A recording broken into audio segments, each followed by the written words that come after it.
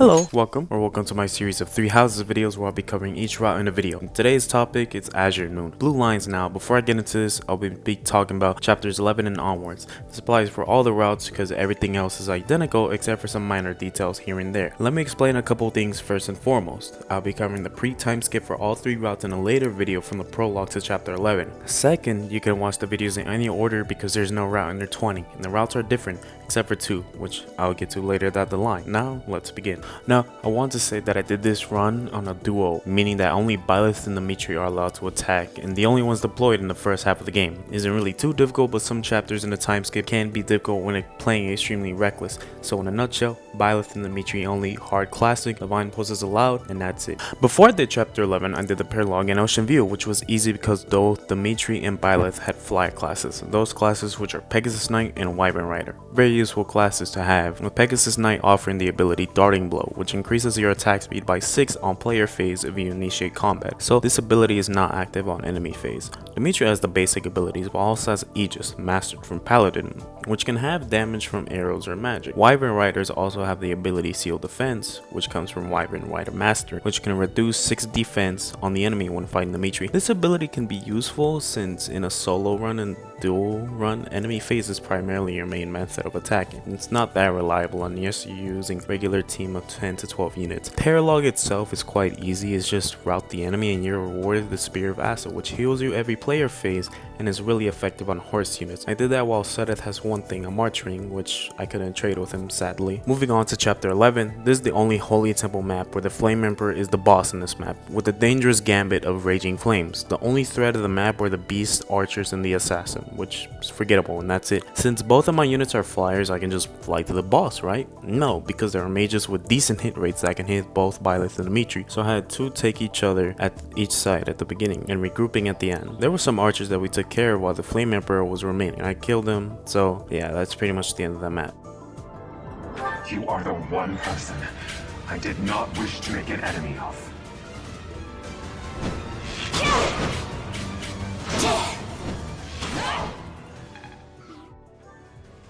Do not try to say you have forgotten. Know just how many people died in Dusker? Why bother with this? Stay silent and fight. So, you want to turn your eyes away from the lives you have trampled? Dastard! You are a monster. The lowliest beast I have ever known.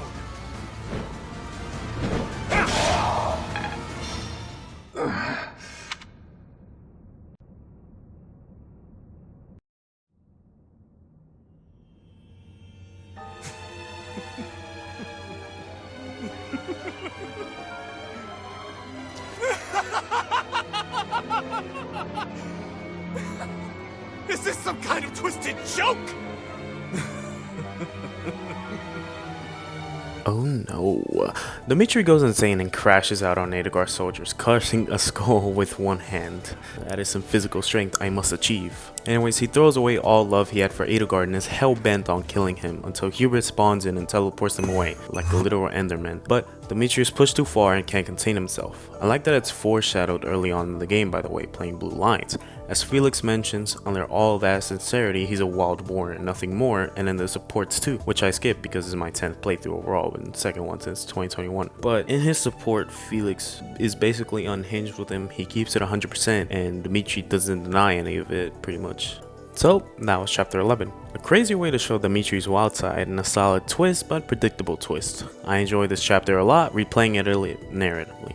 The map itself is not that difficult though, if I'm honest. Moving along to chapter 12, since I am with the church in this route, I can use at least 2 weeks to prepare, unlike Black Eagles where you don't even get to do any certifications or battle beforehand. I used the 2 weeks and explore and battle, hoping to master my classes before the time skip, as Dimitri has High Lord after the time skip. As Edelgard declared war earlier, your next map is guarding Garreg Mach. With only 2 units and some green units, you have an objective to defeat Edelgard. I wish I could just fly over there, however there's too many enemies targeting me in Byleth, or Dimitri doesn't have any crazy avoidance. I split the 2, one takes the left and the other takes the right. I have a couple of deaths here and there due to recklessness. I didn't notice Dimitri was in range of the Death Knight. This fight is but a sideshow.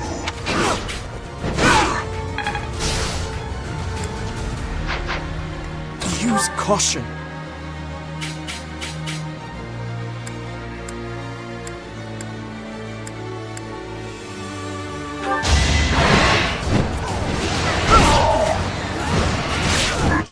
he ended up surviving and dealing critical damage to the Death Knight, defeating him. Hubert is also on the right side. Beating them both prevents reinforcements from spawning in on the sides. Edelgard starts moving down towards this, and this sets her up where I'm in range for her without taking risks, but Randolph is in my way. He puts up a good fight, but it's taken care of. I have Dimitri in range of Edelgard, and I love to show you the dialogue, so let's just play that anyway.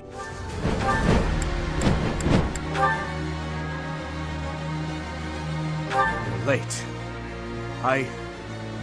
We are all tired of waiting. Now, let's separate that sick head from your neck, shall we? You never were one for patience. Let's see you dodge this!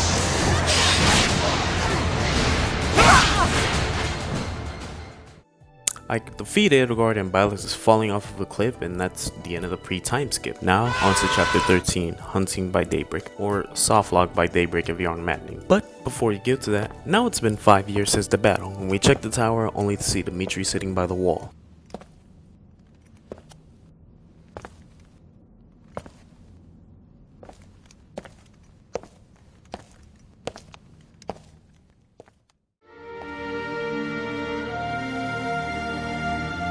I should have known that one day you would be haunting me as well. We find out that Dimitri has been through it all these past 5 years, but there's no time for that because we're on to chapter 13, Hunting by Daybreak. It smells of blood and sewage. Seems I found their nest. What the? Intruders! Protect the goods! Shall we go rat hunting? Don't let a single vermin escape. This map was not a cakewalk. I had to be careful with moving Dimitri and Byleth. The main issue is that Dimitri, since he's automatically a High Lord, meaning you can't reclass since there's no prep screen. So we are stuck with what we prepared with from chapter 12. Dimitri was a Wyvern before, but he can do crits with the Killer Lance. So Byleth was doing solid in this map as well, but the assassins were a bit difficult to deal with, as well as the snipers. Some units had gambits as well, which would make you weaker if you get hit by one. Unfortunately, Dimitri got hit by quite a bit of these gambits and he died a couple of times. So I was forced to rewind. So I played a little safe and moved Dimitri away from those units with the gambits and made it to the boss Pilardo, which was a joke, and I killed him twice.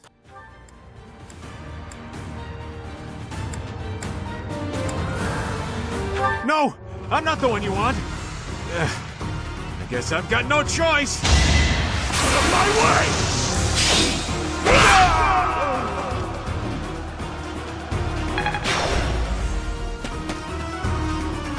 It isn't looking good for us. Should we retreat?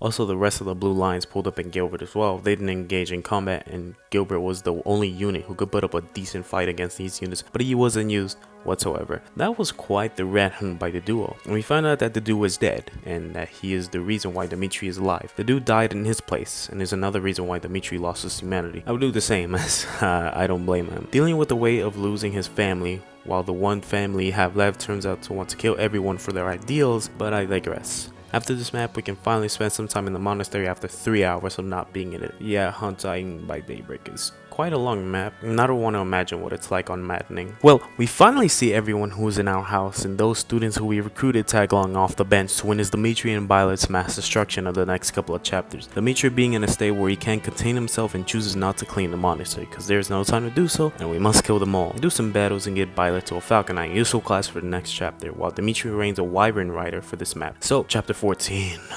The map where a lot of solo runs get into a hurdle where they have too little speed, too little strength, and too little distance to cover the left and right side of the map. While one side of the map has only one tile to be seized while the other has 3 tiles. This map wouldn't be that bad if you're playing normally, but this is the dual run, so I have to play carefully. One thing is that Dimitri can handle the Paladins and Pegasus Knight initially in the first few turns of the map. Once the Falcon Knights come to the back from the reinforcements where Randolph is at the very top of the map, that's when Byleth swoops in and starts to handle business, killing Falcon Knight after Falcon Knight. So many you can make a whole warehouse worth of them to sell their meat and have a grill. I failed a few times And I mean a few times. This one attempt I was able to guard everything in the Swordmaster on time to put the fire trap there. However, most of the time you'll probably have to go with the objective to rout the enemy, and with the infinite number of reinforcements, the Falcon Knights, it is a pain to take care of all of that. However, once you get in the fire trap going, all you gotta do is defeat the boss and you're good to go, with more unique dialogue between Dimitri and Randolph.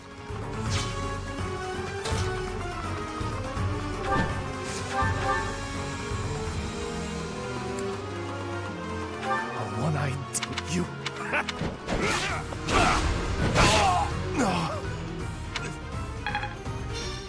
Capture him.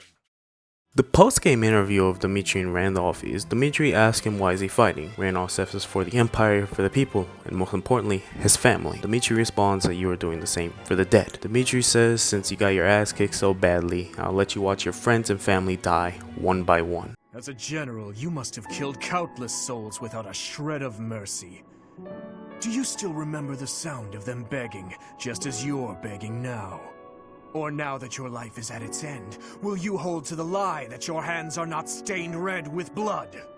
This is war. I did what I had to for the Empire, for the people, for my family.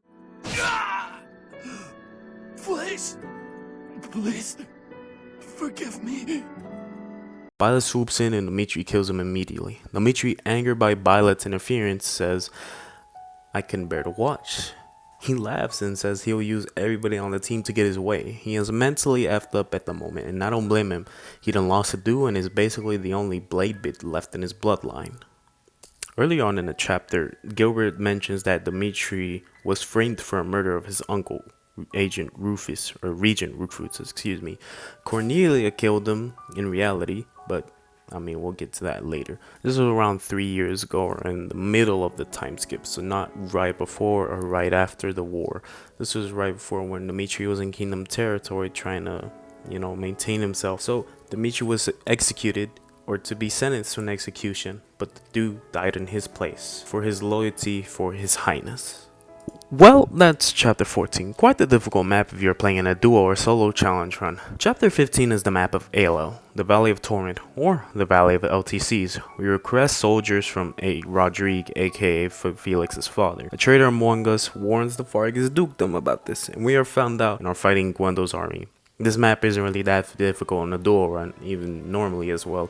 The only threat you have to watch out for the snipers and the Great Knights. They can jump you quite easily, so don't get comfortable until you are in range of the boss. So you also have another thing to worry about, and that is Rodrigue. At some point in the map, he will spawn and there will be some green units and he can die, so pretty much he almost does. The boss is Gwendol, and he betrayed the kingdom because of loyalty. He has the ability Armored Blow, Keen Intuition, and that's really it for him. He's not that difficult to deal with. You could just fight him with magic, use a hammer, Armor Slayer, or whatever. There's some unique dialogue that he has with Dimitri.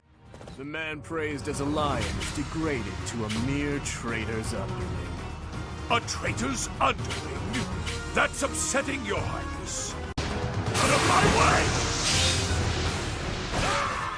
I'll comply. I'll destroy you!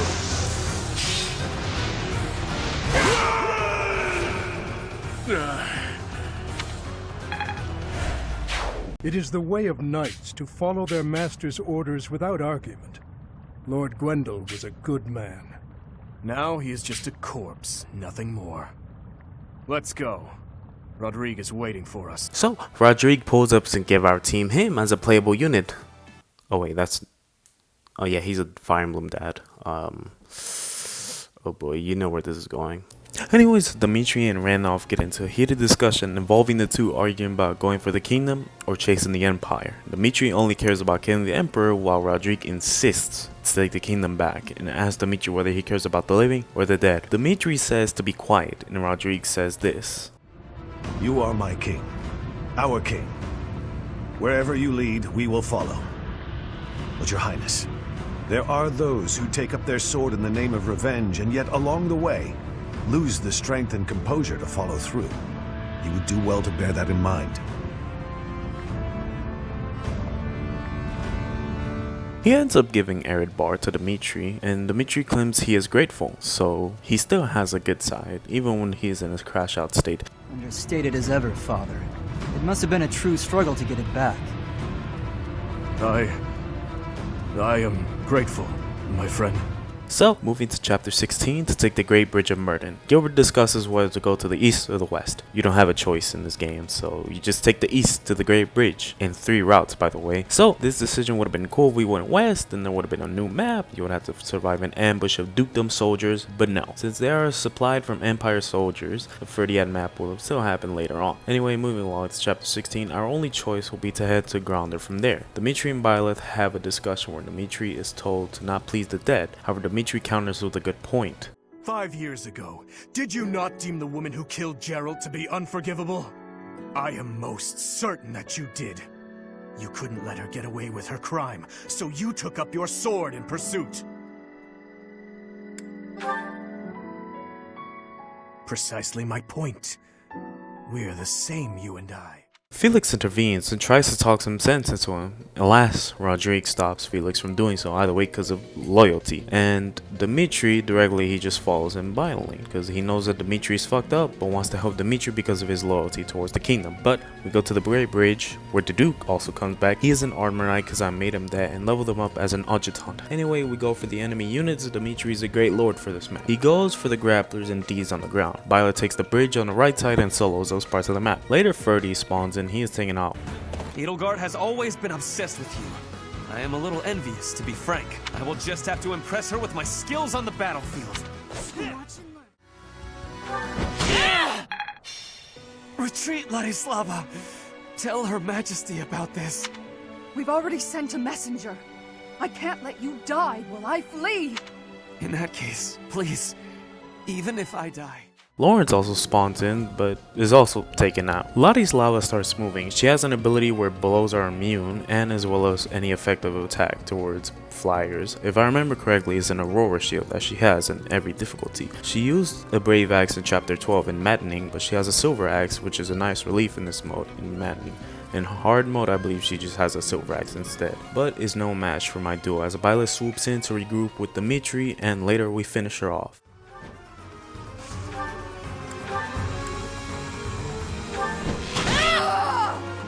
Lady Edelgard!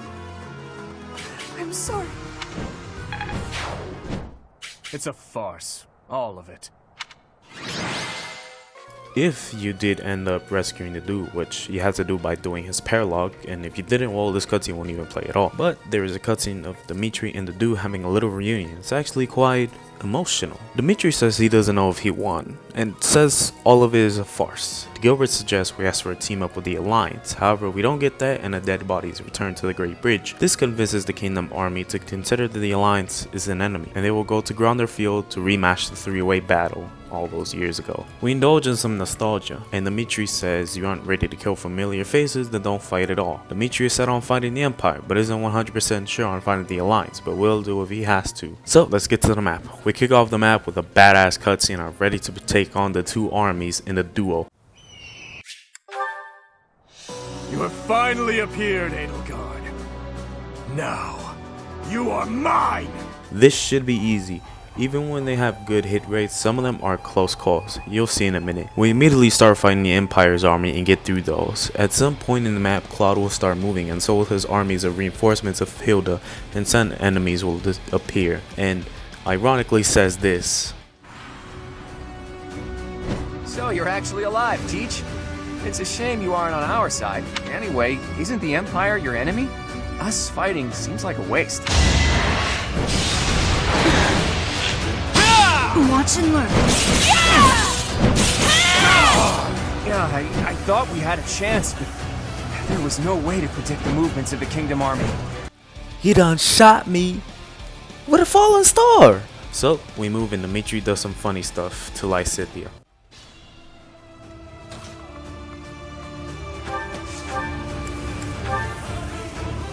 There's absolutely no way! Enbarr's going for airborne, ladies and gentlemen! You gotta be kidding me! Oh, did he do it? Did he get it? Oh my god! Just a little bit longer than this. We didn't go for Edelgard and she almost kills Dimitri, but hey, the worst lord can't always have the nicest things. Stab your chest, break your neck, smash your head. I will allow you to choose your own death. I'm not interested in methods of dying. All that matters is when death takes place, not how. And I have no intention of dying today.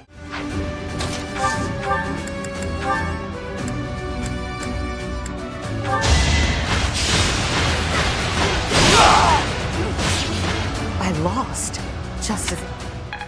Anyways, we defeat Edelgard and Dimitri is batshit crazy and hellbent on killing Edelgard. So Fleisch comes in and attempts to kill Dimitri with a knife. This is the same person that done killed a soldier with his bare hands and crushed his skull. However, Dimitri accepts that this is his death as a punishment. However, Rodrigue gets fatally stabbed, essentially like taking a bullet for him. And yeah, that's it. He's dead. But there's a promise that has to be fulfilled. Anyways, the next scene is Dimitri questioning his purpose, and he is aware of what his suicidal maniac mode has costed him, and he doesn't know if he can carry on. It's my job to get him right, and I'm a silent character, so this makes the scene a little worse.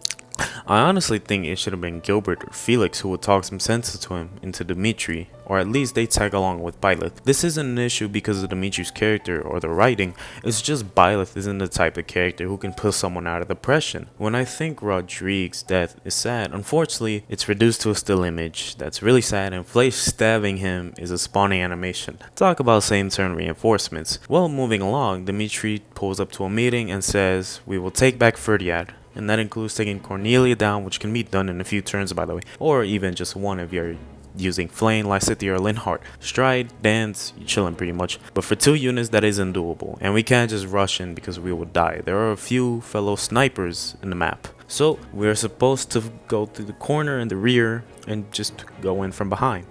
And we're supposed to fight Annette's placeholder, which, fun fact, originally she was supposed to leave her army for this chapter and betray your army, for the same applies as Felix as well, but that is cut content. The dialogue here is really good between the two. Anyways, we get to Cornelia and she is gone, taken care of. I can't quite say that I'm pleased to meet you, though I do know quite a lot about you. It would be nice if we could catch up a little, but I'm afraid it's time for you to die.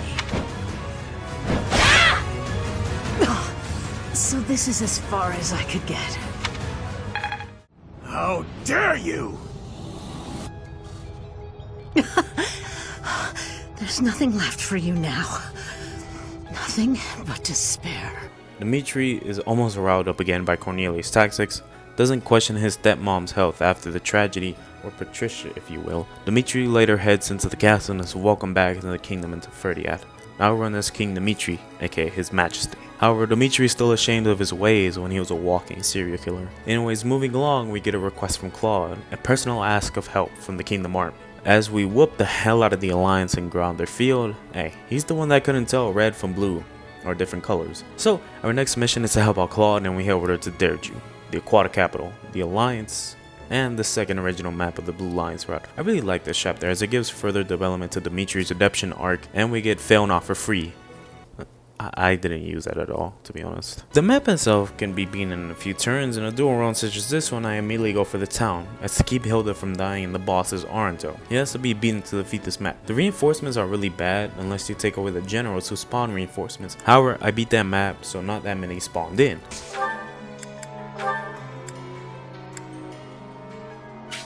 Your very presence has foiled our plans yet again.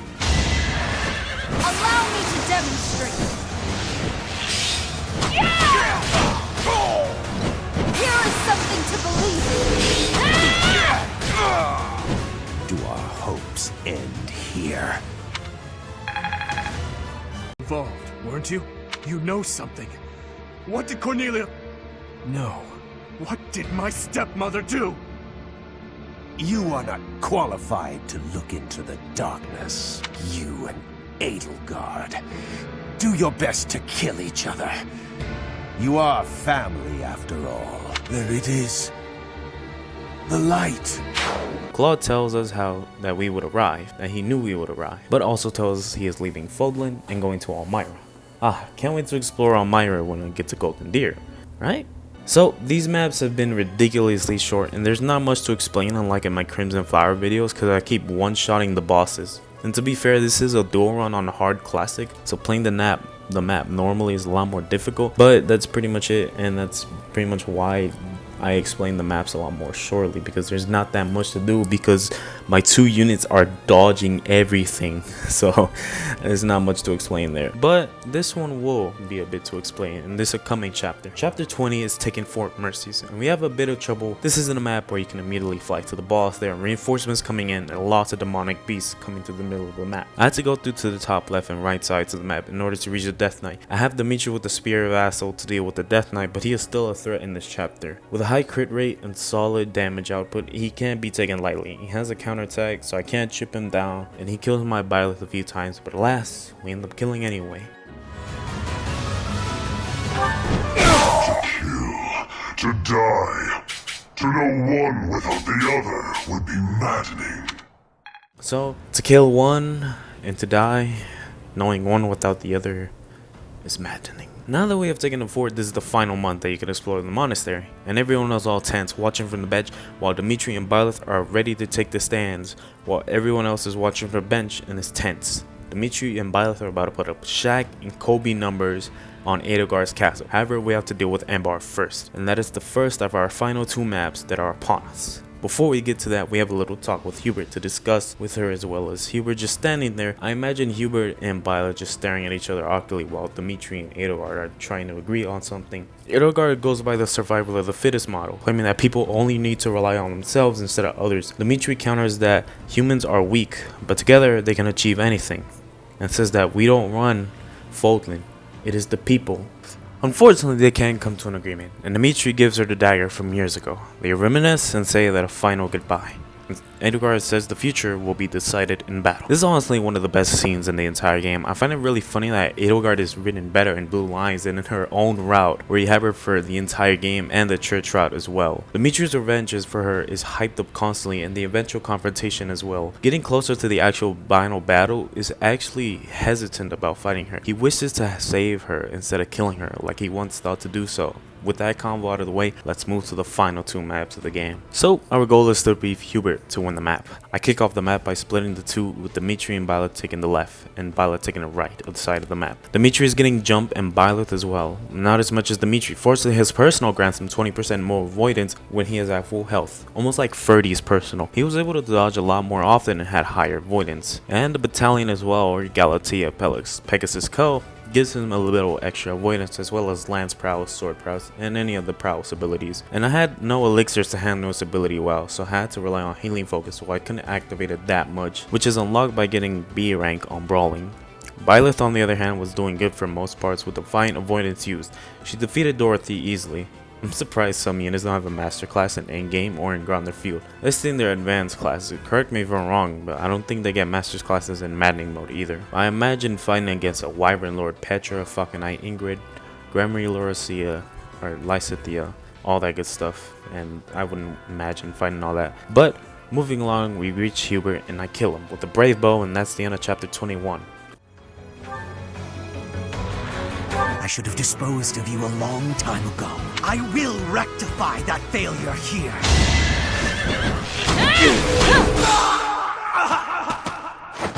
We must flee.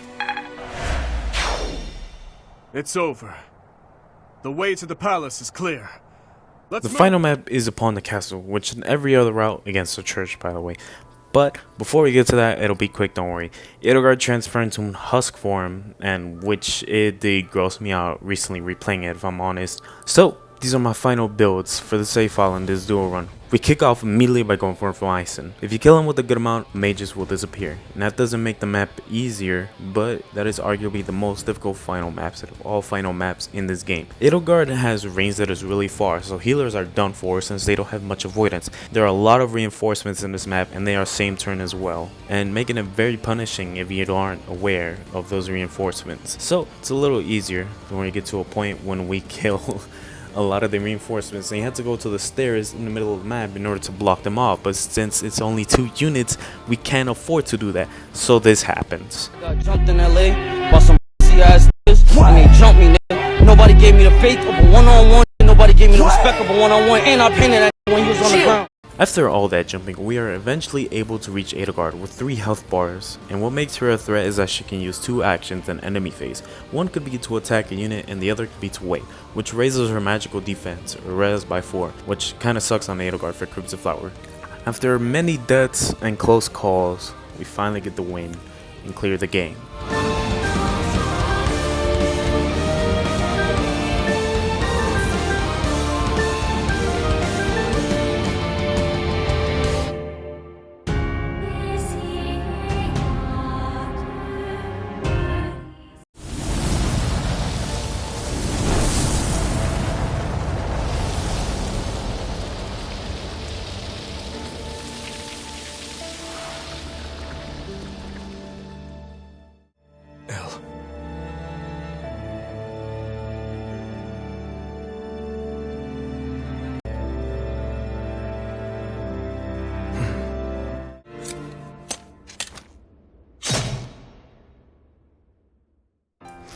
Wow, that was quite depressing. I genuinely was surprised by this choice the writer decided to make, but I believe Edelgard wanted to live with Dimitri, but she refused to. All the sacrifice towards this war has been for nothing. In the loss of the Imperial Army, Hubert, she was a beast for a while, and she was ashamed of what she did and doesn't have reason to keep living. Her purpose in life was to conquer Fodlan, and she failed. Ever since her childhood, she had to go rough with no peacefulness when she was being experimented on by those who saw her in the dark, or the Agarthans for short. Before that was Dimitri, in a time where she spent time with Dimitri in Fhirdiad. The dagger was her final gift from Dimitri, and Dimitri gave her a reason to live as to never lose sight of her goals. However, she wanted to conquer Fodlan, which was at the cost of killing the church. And honestly, the church has some crazy stuff going down behind closed doors. Let's not sugarcoat it there. Overall, I genuinely enjoyed Azure's Moon. It's my favorite route out of the 4, and I'm a Blue Lions fan, so screw all your Black Eagles fans and your vote. Just kidding. I respect the Golden Deer fans, of course. This route feels the most complete out of all of them. My issue with the other routes is that Golden Deer barely has anything about Elmira or Claude in general, or the Alliance as well. Silver Snow is the first route to be developed, yet feels like the last one.